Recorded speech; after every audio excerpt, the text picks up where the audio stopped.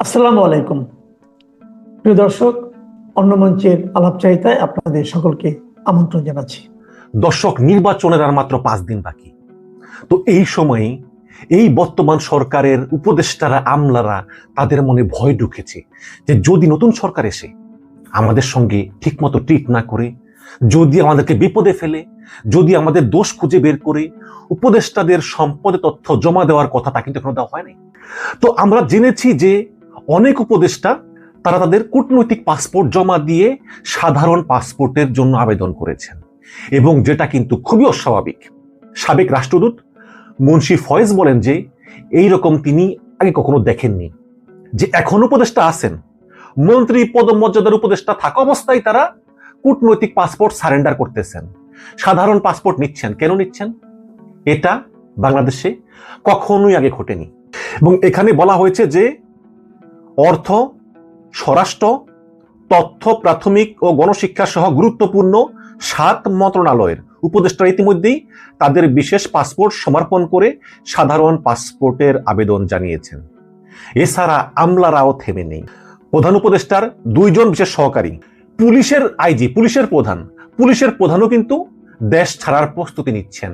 এবার আমি আপনাদেরকে বিস্তারিত বলবো, কারণ এই পুলিশ প্রধানকে বিএনপি চায় না। বিএনপি অলরেডি এই পুলিশ প্রধান বাহারুল আলমের বিরুদ্ধে ভেটো দিয়েছে যে বিএনপি মনে করে যে উনি থাকলে নির্বাচন সুষ্ঠু হবে না।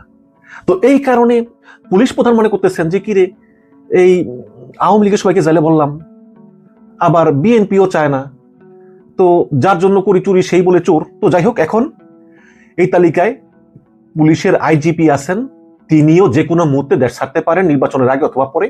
যদি তিনি ম্যানেজ করতে পারেন বিএনপিকে যে হ্যাঁ আচ্ছা আমি নির্বাচনটা করি, তাহলে তারপরে ছাড়বেন। আর ম্যানেজ না করতে পারলে আগেই ছাড়বেন। অলরেডি আমি আসবো এ ব্যাপারে।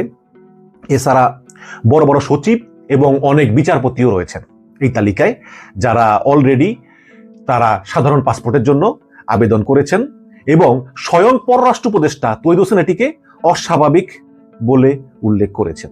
এবং আপনারা জানেন যে উপদেষ্টাদের বেশ কয়েকজন আমেরিকা এবং ইউরোপের নাগরিক। নির্বাচনের পরে তারা যাতে দায় এড়ানো বা দুর্নীতির অভিযোগ থেকে নিজেদেরকে মুক্ত রাখতে পারেন, এই কারণেই তারা যাতে দ্রুত চলে যেতে পারেন, এই কারণেই আগাম সতর্কতামূলক ব্যবস্থায় সাধারণ পাসপোর্ট তারা পেতে আবেদন করেছেন। অনেকেই বলেন যে উপদেষ্টাদের কেউ কেউ সেফ এক্সিট নেওয়ার জন্যই এগুলো করতেছেন।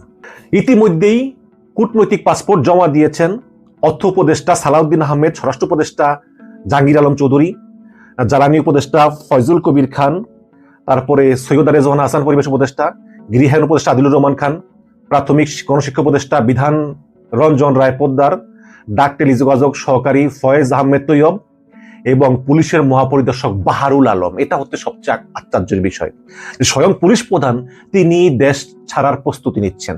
এবং এই বাহারুল আলম বিষয়ে কিন্তু অবাক করা কিছু তথ্য আপনাদেরকে বলি দর্শক। এটা আমার কথা না, এটা যুগান্তর পত্রিকার খবর। নির্বাচনের পর নতুন দল ক্ষমতা এলে ইউনূস সরকারের মেয়াদ শেষ হয়ে যাবে, কিন্তু পুলিশ সেনাবাহিনীর মেয়াদ তো শেষ হবে না।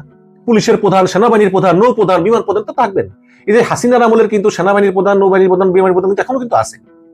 কিন্তু সমস্যা হচ্ছে যে হাসিনা পালিয়ে যাওয়ার পরে, যখন হাসিনার পুলিশ প্রধান চৌধুরী মামুন গ্রেপ্তার হয়, তারপরে এই বাহারুল আলমকে অবসর থেকে এনে চুক্তি ভিত্তিক নিয়োগ দিয়েছিলেন ইউনূস সরকার, যে চুক্তির মেয়াদ কিন্তু এখনো 8 মাস বাকি। 8 মাস। সেই 8 মাস বাকি থাকতেই তিনি দেশ ছেড়ে চলে যাওয়ার প্রস্তুতি নিচ্ছেন। কেন? এ নিয়ে যুগান্তর রিপোর্ট করেছে। তারা লিখেছে যে পুলিশের প্রধান বাহারুল আলম কূটনৈতিক মর্যাদার লাল পাসপোর্ট বদল করে সাধারণ পাসপোর্ট নিতে চান। সম্প্রতি তিনি সরকারি পাসপোর্ট সমর্পণের ইচ্ছা প্রকাশ করে স্বরাষ্ট্র মন্ত্রণালয়ে চিঠি দেন। তবে জাতীয় সংসদ নির্বাচনের ঠিক আগ মুহূর্তে খোদ পুলিশ প্রধানের পাসপোর্ট সমর্পণের এই খবরে প্রশাসনে তোলপাড় শুরু হয়েছে। চুক্তির মেয়াদ 8 মাস বাকি থাকতে কেন তিনি এখনই সাধারণ পাসপোর্ট নিতে চান, তা নিয়ে সচিবালয় সহ পুলিশ সদর দপ্তরেও রয়েছে নানা আলোচনার ডালাপালা মেলছে। এদিকে পুলিশ ভেরিফিকেশন এবং 2টি গোয়েন্দা সংস্থার প্রতিবেদন প্রাপ্তির বিধিনিষেধ ছাড়াই খুব সহজেই সরকার সংশ্লিষ্টরা যাতে লাল পাসপোর্ট সমর্পণ করে সাধারণ পাসপোর্ট নিতে পারেন, সেজন্য সম্প্রতি স্বরাষ্ট্র মন্ত্রণালয় থেকে পূর্বের এই সংক্রান্ত সিদ্ধান্ত সংশোধন করে স্পষ্টীকরণের নামে প্রজ্ঞাপন জারি করা হয়। মানে আগে যদি কোনো বড় কর্মকর্তা বা উপদেষ্টা বা মন্ত্রীরা লাল পাসপোর্ট সমর্পণ করে সাধারণ পাসপোর্টের জন্য আবেদন করতো, তাহলে কিছু গোয়েন্দা সংস্থার ভেরিফিকেশন লাগতো। এগুলো সব বাদ করে যাতে সহজেই পাইতে পারে, এজন্য স্বরাষ্ট্র মন্ত্রণালয় নতুনভাবে প্রজ্ঞাপন জারি করছে, যাতে খুব সহজেই পাইতে পারে। কারণ স্বরাষ্ট্র উপদেষ্টা তো নিজেও কিন্তু এই লাল পাসপোর্ট সমর্পণ করে সাধারণ পাসপোর্টের জন্য কিন্তু আবেদন করেছেন। তো সেখানে এই সরকারের আমলে ইতিপূর্বে জারি করা বিধিনিষেধ সাবেক সরকারের কূটনৈতিক পাসপোর্টের জন্য বহাল রেখে বর্তমান সরকারের জন্য শিথিল করা হয়েছে। সূত্র জানায় বাহারুল আলম নিজেই তার কূটনৈতিক পাসপোর্ট সমর্পণ করে সাধারণ পাসপোর্ট ইস্যুর জন্য পত্র দেন। এই বিষয়ে অনাপত্তি চেয়ে ৩রা ফেব্রুয়ারি তিনি স্বরাষ্ট্র মন্ত্রণালয়ের সিনিয়র সচিব বরাবর চিঠি দিয়েছেন। এতে বলা হয়, আমি Baharul Alam, inspector general of police Bangladesh, আমার ব্যবহৃত কূটনৈতিক পাসপোর্ট সমর্পণ পূর্বক সাধারণ পাসপোর্ট গ্রহণ করতে ইচ্ছুক। বর্ণিত কূটনৈতিক পাসপোর্টের পরিবর্তে সাধারণ পাসপোর্ট প্রাপ্তির জন্য অনাপত্তি সনদ প্রদানের প্রয়োজনীয় ব্যবস্থা গ্রহণের জন্য বিনীত অনুরোধ করা হলো। আপনারা জানেন যে রক্তাক্ত জুলাই গণঅভ্যুত্থানের পর পুলিশ নৈতিকভাবে দুর্বল হয়ে পড়ে এবং এই বিশৃঙ্খল পুলিশ বাহিনীকে নেতৃত্ব দিতে সাবেক অতিরিক্ত আইজিপি বাহারুল আলমকে অবসর থেকে চাকরিতে ফিরিয়ে আনা হয় এবং 2024 সালের 21শে নভেম্বর তাকে পুলিশ প্রধান হিসাবে চুক্তিভিত্তিক নিয়োগ দিয়ে প্রজ্ঞাপন জারি করে সরকার, এবং চলতি বছরের 20শে নভেম্বর পর্যন্ত তার চাকরির মেয়াদ রয়েছে। এর আগে অতিরিক্ত আইজিপি মইনুল ইসলাম তিনিও দায়িত্ব পালন করেছিলেন, তিনি বর্তমানে পোল্যান্ডের রাষ্ট্রদূত। অনেকেই বলতেছেন চুক্তির বর্ধিত মেয়াদ পরবর্তী নির্বাচিত সরকার বাতিল না করলে বাহারুল আলমের আরো 8 মাস এই পুলিশ প্রধান পদে থাকার কথা। অথচ মেয়াদ পূর্তির অনেক আগে পুলিশ প্রধানের সরকারি পাসপোর্ট সমর্পণের খবরটা কিন্তু খুবই অস্বাভাবিক। এটা অনেক প্রশ্নের জন্ম দেয়। নাম প্রকাশে অনিচ্ছুক পুলিশের কয়েকজন কর্মকর্তা যুগান্তরকে বলেন যে নির্বাচনের পরপরই তিনি দেশ ছাড়তে পারেন, কেননা নির্বাচনের আগেই তাকে সরিয়ে দিতে গুরুত্বপূর্ণ একটি রাজনৈতিক দলের পক্ষ থেকে জোর দাবি তোলা হয়। তবে ইউনূস সরকার সিদ্ধান্ত নেয় যে নির্বাচন পর্যন্ত তাকে বহাল রাখবে এবং নির্বাচনের সময় এই পুলিশ প্রধানই দায়িত্ব পালন করবেন। এটা ইউনূস সরকারের সিদ্ধান্ত। ফলে এই প্রেক্ষাপটে পুলিশ প্রধানের পাসপোর্ট সমর্পণের একটি বিশেষ যোগসূত্র পাওয়া যায়। এই তো এখন কথা হচ্ছে যে একটা বড় দল, আপনারা বোঝেন কোন দল, তারা চায় যাতে এই আইজিপি তার পদ থেকে নির্বাচনের আগে সরে যায়, কারণ বিএনপি মনে করে এই আইজিপির অধীনে নির্বাচন সুষ্ঠু হবে না। কিন্তু ইউনূস সরকার চায় যে না, এই পুলিশ প্রধান থাকুক এবং তিনি দায়িত্ব পালন করুক। এটা পুলিশ প্রধান জানেন, এবং যেহেতু সবাই মনে করতেছে যে বিএনপির ক্ষমতার সম্ভাবনা বেশি, এই কারণেই পুলিশ প্রধান মনে করতেছে যে বিএনপি ক্ষমতা এলেই তিনি তড়িঘড়ি করে দেশ ছেড়ে চলে যেতে পারে। হয়তো এমন হতে পারে যে 12 তারিখে নির্বাচন হলো, 13, 14, 15 তারিখের শপথ, হয়তো 15 তারিখের শপথ, তিনি হয়তো 13, 14 তারিখেই তিনি দেশ ছেড়ে চলে যেতে পারেন, এরকম হতে পারে। তবে এটা খুবই বিরল। এবং দর্শক, মানে খুবই অবাক ব্যাপার হচ্ছে যে ক্ষমতা কি জিনিস দেখেন। এক সময় আওয়ামী লীগ ছিল 15 বছর ক্ষমতায়, সবাই দেশ ছেড়ে পালাইছে। এখন এই উপদেষ্টা পরিষদ বর্তমানে তারাও 1-1.5 বছর ক্ষমতায়, বাট মানে আওয়ামী লীগের মতো পতন না হলেও তারা কিন্তু নিজ নিজ উদ্যোগে তারা দেশ ছাড়ার প্রস্তুতি নিচ্ছেন। তারা ক্ষমতা শেষ হওয়ার পরে এই দেশে আর নিরাপদ বোধ করতেছেন না। কি একটা কালচার না আমাদের বাংলাদেশের। আসসালামু আলাইকুম। এই যে গতকাল পর্যন্ত, মানে আমি 7 ফেব্রুয়ারি 2025-26 কথা বলছি, তার আগের দিন পর্যন্ত, সেদিন পর্যন্ত আপনার তার আগের 24 ঘন্টা ইনকিলাব মঞ্চ যে কাণ্ড কারখানা করলো, আমাকে আমার এক বন্ধু, ছোট ভাই, সে বলছে, এবং প্রবাসী, ফোন করে বলছে যে ভাই, নাটক একটা হয়েছিল যমুনা থেকে, ডক্টর ইউনূস পদত্যাগ করবেন, আওয়াজটা ছেড়ে দিয়েছিল এনসিপির মাধ্যমে, নাহিদ ইসলামের মাধ্যমে। সেই যে নাটক শুরু, সেই নাটকের পরে নাটক দেখলাম, মেগা সিরিজ দেখলাম, মেগা সিরিয়াল দেখলাম, সেগুলো তো সামনে মঞ্চস্থ হলো। তারপরে আমরা সিনেমা দেখলাম, বহু সিনেমাও হলো। সিনেমার পরে আমরা এখন ওনারা এই নাট্যের কুশীলবরা, ওনারা হচ্ছেন, তারা ওটিপি প্ল্যাটফর্মে চলে গেছেন। এখন আমরা ওটিপি প্ল্যাটফর্মের মেগা সিরিয়ালের শেষের দিকে আছি। এমন ভাই বুঝলাম না, বুঝিয়ে বলেন ওই যে ইনকিলাব মঞ্চ। আসলে দেখেন, ইনকিলাব মঞ্চ হঠাৎ করে, এবং এই চাকসুর নেতারা, যারা ইসলামী ছাত্র শিবিরের নেতা, তারা চট করে আপনার হঠাৎ ঢাকায় দেখা গেল যে ইনকিলাব মঞ্চের প্রোগ্রামে এই মুখগুলোকে একসাথে কিন্তু আগে ঢাকায় দেখা যায়নি। সাউদ্দিন আম্মারকে ইনকিলাব মঞ্চে কয়টা প্রোগ্রামে আপনি ঢাকায় দেখেছেন? ঢাকায়। তারা ও মা বিচার করতে হবে, এখনই বিচার করো, আনছি হাদির খুনিও ধরে আনছি, এখনই বিচার করো, এরকম একটা অবস্থা। কাকে দিয়ে বিচার করতে হবে? তুমি বিচারক মানি না, তোমার তদন্ত মানি না, তোমাকে ইন্টারন্যাশনাল তদন্ত আনতে হবে। ইন্টারন্যাশনাল কি? তাও জাতিসংঘের মাধ্যমে। এই যে একটা, এটা কি আমার মনে হচ্ছে যে একটা ভ্যাকুয়াম তৈরি করা, এটা একটা ফাঁকা আওয়াজ দেয়া। জাতিসংঘের মাধ্যমে বাংলাদেশের হত্যাকাণ্ডের তদন্ত, এটা যে কত জটিল একটা প্রক্রিয়া এবং কত দীর্ঘমেয়াদী প্রক্রিয়া, এরা কি বোঝে না? অবশ্যই বুঝেও তারা এই কাজটা করেছে। তখন প্রশ্ন উঠেছে যে ঘটনা কি? নিশ্চয়ই কিছু আছে। মানুষ এগুলা কেউ বিভিন্ন গন্ধ খোঁজা শুরু করছে, কেউ নাটকের গন্ধ, কেউ সিনেমার গন্ধ, এবং সেগুলোর দিকে যে যথেষ্ট চোখ আছে, সংবাদপত্রের চোখ আছে। চলুন আমরা সেরকম একটা খবরের দিকে আপনাদের চোখ বলে, যে সেসব খবরে আমাদের সামনে কি বলা হচ্ছে। দেখেন, এখানে ডক্টর মোহাম্মদ ইউনূস, তাকে বিশ্বাস করা খুব মুশকিল। ওই যে আম জনতা পার্টির তারেক রহমান কি বলছেন? তারেক রহমান বলছেন যে ভাই, ডক্টর ইউনূস কোনো সুখবর দিলে এটাকে আমি সুখবর মনে করি না।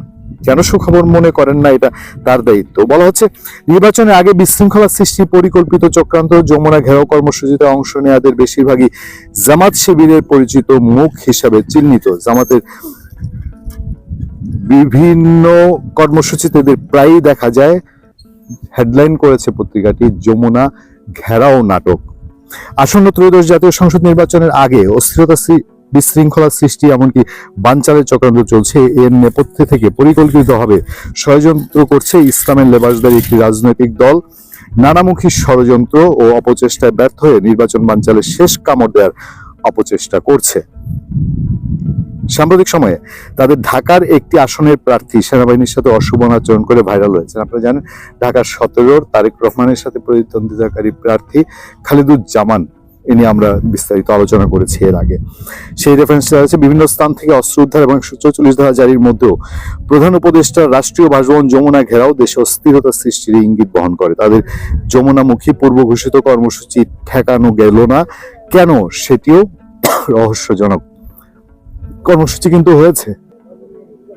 অন্তর্বর্তী সরকারের শহীদ শরীফ ওসমান হাদি হত্যাকাণ্ড তদন্তে জাতিসংঘের মানবাধিকার বিষয়ক হাই কমিশনারের দপ্তরের সহায়তা চাওয়ার সিদ্ধান্ত নেওয়ার ঘোষণার পরও একই দিনে ইনকিলাব মঞ্চের ব্যানারে যমুনায় জড়ো হয় কিছু আন্দোলনকারী। শুধু তাই নয়, হঠাৎ করে নবম জাতীয় বেতন কমিশনের প্রতিবেদনের আলোকে গেজেট প্রকাশ ও বাস্তবায়নের এক দফা দাবিতে যমুনায় জড়ো হয় সরকারি কর্মচারীরা। নির্বাচনের আর মাত্র কয়েকদিন আগে এ ধরনের দাবির অজুহাত তুলে দেশে বিশৃঙ্খলা অপচেষ্টাকে সাধারণ মানুষ মনে করছে এটি নির্বাচন বানচালের পায়তারার এক ধরনের অপতৎপরতা। সাধারণ মানুষ প্রধান উপদেষ্টা বাসভবন ঘেরাওকে নাটক বলে অভিহিত করেছে। জামাত ইসলামী আসন্ন নির্বাচনে নিজেদের সম্ভাব্য ভরাডুবি আঁচ করতে পেরেই শেষ পর্যন্ত নির্বাচন বানচাল করার জন্য বি টিম ইনকিলাব মঞ্চ যমুনার মতো স্পর্শকাতর এলাকায় অবস্থান করে একটি বিতর্ক করার অপচেষ্টা চালাচ্ছে। তাদের কর্মী বাহিনী যেন তৎপর হয়ে উঠেছে। গতকাল তারা দফায় দফায় আইন শৃঙ্খলা বাহিনীর সঙ্গে সংঘর্ষেও জড়িয়ে পড়েন। আইন শৃঙ্খলা বাহিনীর তথ্য মতে যারা ইনকিলাব মঞ্চ ও সরকারি কর্মচারীদের যারা যমুনা ঘেরাও করে এবং রাস্তায় শুয়ে পড়েন, তাদের বেশিরভাগই জামাত ও শিবিরের অনুসারী হিসেবে চিহ্নিত মুখ। এদের বিভিন্ন সময় জামাতের নানান কর্মসূচিতে দেখা গেছে। এদিকে নির্বাচন বানচাল, ভোট কেন্দ্র দখল, জাল ভোট দেওয়ার উদ্দেশ্যে এই দলটির নেতাকর্মীরা আগ্নেয়াস্ত্র সহ দেশীয় অস্ত্র মজুত করেছে। দেশব্যাপী এই দলটির নেতাকর্মীদের বাসা ও বিভিন্ন প্রতিষ্ঠান থেকে অস্ত্র, সিল ও ব্যালট উদ্ধারের ঘটনা এসবের প্রমাণ। প্রায় প্রতিদিনই দলটির কোনো না কোনো নেতা আস্তানা থেকে অস্ত্র উদ্ধার করছে আইন শৃঙ্খলা বাহিনী। এরপরে গত বুধবার রাতের যে 152টা ক্রিকেট স্ট্যাম্প উদ্ধার জামাতের নেতার বাসা থেকে, সেই তথ্য তুলে ধরা হয়েছে। লক্ষ্মীপুরের রোডের একটি দোকানে অভিযান চালিয়ে 6টি নির্বাচনী সিল, যেটা খুব হুলস্থুল ফেলেছে, সেই তথ্য তুলে ধরা হয়েছে। সিল উদ্ধারের ঘটনায় বিএনপি যে অভিযোগ তুলেছে সেগুলো তুলে ধরা হয়েছে। শরীয়তপুরে সেনা অভিযানে 3টি অত্যাধুনিক অস্ত্র, খুবই অত্যাধুনিক অস্ত্র, 140 রাউন্ড গুলি, সেগুলো উদ্ধার করা হয়েছে। এইসব পরিস্থিতির মধ্যে আমরা গতকালই বেশ কয়েকটা আলোচনা আপনাদেরকে বলেছি যে আমাদের কাছে কোনোভাবেই এটা সহজ মনে হয়নি যে এই যে সরকারি কর্মচারীরা এবং ইনকিলাব মঞ্চ এবং 2 দফা যে সংঘর্ষ, এটা শুধু সাদামাটা চোখে দেখার বিষয় না। অনেকেই প্রশ্ন তুলেছে, অনেকে বলছেন যে এটা এমনভাবে প্ল্যান করা যে বিএনপি একটা নির্বাচনী ইশতেহার দিচ্ছে, এই নির্বাচনী ইশতেহারটা যেন চাপা পড়ে যায়, সেইটা ছিল জামাতের একটা টার্গেট। যে ইশতেহার নিয়ে যেন তাদেরটা নিয়ে যেরকম আলাপ আলোচনা বিশ্লেষণ হয়েছে, এখন কারেন্ট ইভেন্ট, যখন একটা মারামারি গন্ডগোল হচ্ছে, সাংবাদিকরা স্বাভাবিকভাবে পুরো অফিসগুলো সেদিকে মনোযোগী। আমরা আমাদের এই ছোট্ট চ্যানেলের কথা যদি আমরা বলি, আমাদের চ্যানেলের যারা লক্ষ লক্ষ ফলোয়ার আছেন, ভিউয়ার আছেন, তারা দেখছেন যে দেখেন আমরা এই তাৎক্ষণিক একটার পর একটা ঘটনা ঘটছে, বোমা ফুটছে, আমরা আয়োজন করার চেষ্টা করছি, যে লক্ষ্য রাখছি, বিএনপি ইশতেহার দিয়ে লক্ষ্য রেখেছিও, বাট সেটা নিয়ে টকশো করব, সেটা নিয়ে আলোচনা করব, তার চেয়ে তো মানুষের আগ্রহ বেশি যে শাহবাগে কি ঘটছে, দেশ বিদেশে অসংখ্য ফোন শাহবাগে কি ঘটছে, সেই নজর রাখতে গিয়ে কিন্তু বিএনপি নির্বাচনী ইশতেহারটা চাপা পড়ে গেছে। মিশনে কি এটাও অন্তর্ভুক্ত ছিল? ভালো থাকবেন, সুস্থ থাকবেন। আপনার সাথে আমি আতিক রহমান, পূর্ণিয়া।